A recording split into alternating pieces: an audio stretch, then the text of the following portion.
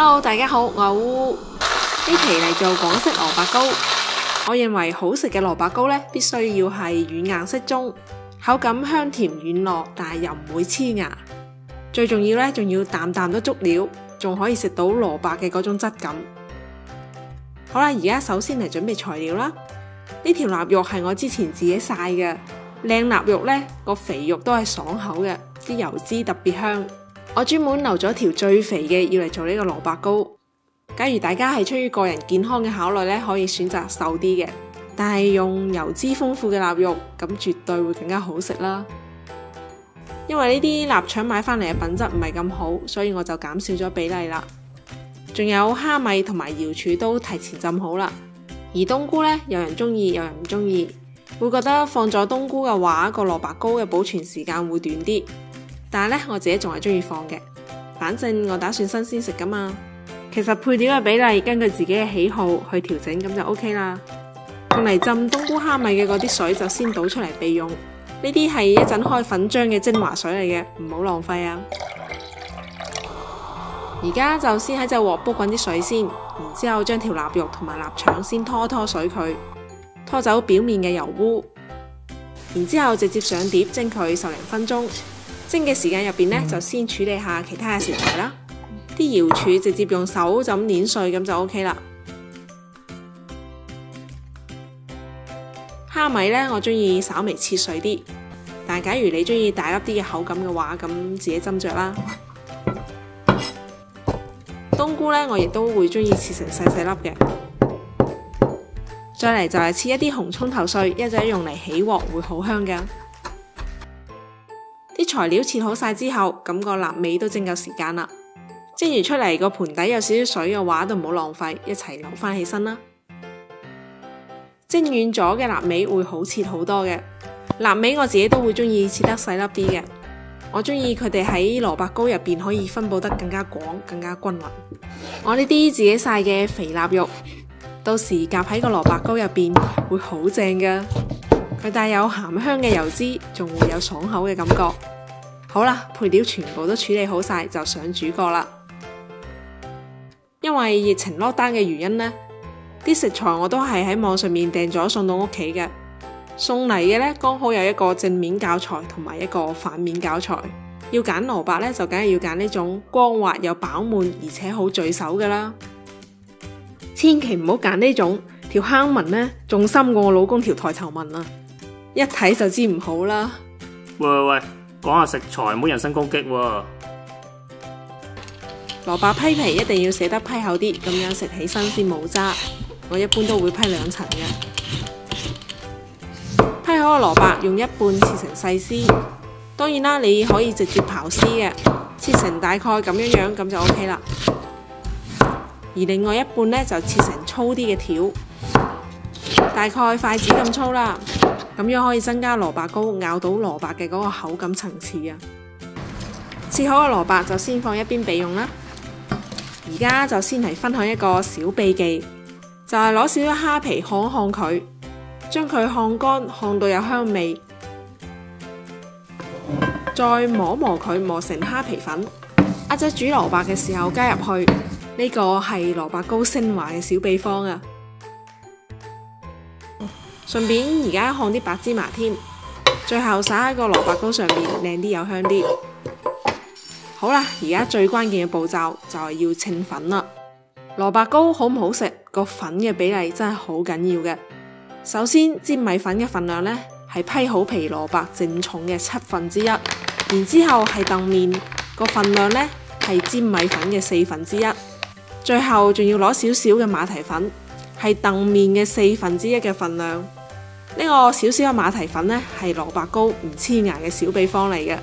你唔好睇佢就一啲啲啊，佢可以令到你整出嚟嘅蘿蔔糕嘅口感就密密咁樣，比人哋好食啲。接落嚟呢，就用呢個整體嘅粉嘅重量1:1嘅水量先開個粉漿，而啲水呢，就直接用啱啱流起身嘅嗰啲浸食材嘅水就 OK 啦。一陣煮蘿蔔嘅時候呢，個蘿蔔仲會出好多水嘅，所以開粉漿嘅時候就先用少啲水嚟開。我呢度嘅粉大概加起身係250克左右，所以我就用咗250毫升嘅水開成大概咁樣狀態嘅粉漿。可以睇到佢嘅狀態係幾結嘅，可以寫字添。然之後呢，仲需要加1茶匙嘅油，將佢攪到面頭冇浮油為止，咁樣做出嚟嘅蘿蔔糕口感會更加滑嘅。而家就嚟起鑊炒配料啦。燒熱個鑊之後，加少少嘅油，先將啲紅蔥頭爆香先，然後就放油份大嘅臘肉粒同埋臘腸粒入去炒，用中細火炒就 OK 啦。炒到呢啲臘味嘅油份出嚟之後，就放入蝦米同瑤柱，將佢哋炒香，最後再放埋冬菇。哇！呢盤料嘅香味令我諗起好熟悉嘅生炒糯米飯啊，好香啊！啲材料鏟出嚟之後，就直接倒入啱啱準備好嘅蘿蔔。啲蘿蔔粗條會爛熟啲嘅，啱好就墊底啦。煮蘿蔔嘅時候其實唔需要加水嘅，用中細火慢慢咁樣炒佢，佢自己就會出水嘅啦。冚埋個焗下佢，煮佢10零分鐘，佢就會開始變軟出水啦。差啲唔記得放啲蝦皮粉添。啲蘿蔔煮軟晒之後，就嚟調下味啦。好多人做蘿蔔糕失敗嘅一個原因，其實係忽視咗蘿蔔自身嘅出水量。每次買返嚟嘅蘿蔔都唔同，佢哋嘅出水量可以有好大嘅出入嘅。我呢度就分享一下自己覺得絕對唔會失敗嘅判斷方法啦。首先係要目測一下個蘿蔔嘅出水量。然之後計算埋啱啱開粉漿用嘅水量，所有液體嘅總量，包含埋個蘿蔔嘅出水嘅量，大概呢係個總粉量嘅1.5倍，咁樣做出嚟就保證唔會失敗啦。啱啱炒好個配料都加埋入嚟，撈均勻佢，撈好之後呢就可以關火啦。等關咗火之後，再分2次將啱啱嗰個粉漿倒埋入嚟。倒個粉漿之前呢，先攪攪佢。等個粉漿倒入去之後呢，就快速咁樣攪拌。有啲做法呢係煮蘿蔔嘅時候，將啲冬菇蝦米水加入去，然之後再將啲乾粉篩入去。但我會覺得呢種做法呢，啲粉好容易就會唔均勻結塊嘅。我呢個做法個配方呢，蘿蔔嘅佔比好多嘅，所以必須要將佢攪到好似呢種咁黏稠嘅狀態，一陣蒸出嚟嘅蘿蔔糕先唔會軟踢踢嘅。咁多蘿蔔可以保證到每一啖都有唔同口感粗細嘅蘿蔔絲啊，同喺外面食嘅嗰啲粉多料又少嘅嗰啲蘿蔔糕真係唔係一個檔次嘅。攞個大盤嚟，個底同埋周邊都搽啲油，咁樣就唔會黐底，一陣蒸好之後好容易就可以脫模啦。將啱啱撈好嘅嗰啲半生熟嘅粉漿就倒入個盤入邊，再用隻鏟將佢壓平下。可能會有人覺得呢，而家睇上去個糕體好結實，但可以好負責任咁樣話俾你知，肯定唔會實，因為個蘿蔔嘅佔比好多，一陣蒸嘅時候仲會出啲水嘅。但凡蘿蔔比例多嘅嗰啲蘿蔔糕呢，假如蒸之前唔夠黏稠嘅話，蒸出嚟筷子都夾唔起嘅。鑊入邊嘅水燒滾之後，就可以大火放入去蒸佢50分鐘啦。蒸嘅過程可能啲水會蒸乾嘅，記得補翻啲水繼續蒸喎。之前留咗少少配料，而家滲喺個面，咁就更加靚啦。好啦，夠時間啦，用隻筷子插入去，睇下冇粉帶出嚟，咁就熟透啦。攞出嚟等佢攤凍之後，再擺入冰箱。啱啱蒸好熱辣辣嘅時候，個糕體好軟嘅，就冇辦法切得靚嘅。而喺冰箱攞出嚟就可以隨意切佢啦。攞個橫切面嚟睇下呢嚿超級足料嘅蘿蔔糕啦。將佢切成自己中意嘅大細，再攞去煎。蘿蔔糕呢，我自己都係覺得必須要煎先係最正嘅。燒熱個平底鑊，放少少油，然之後就將啲蘿蔔糕擺入去煎啦。煎到一面金黃之後，就翻過嚟煎另外一面。哇！我啲口水都止唔住啦。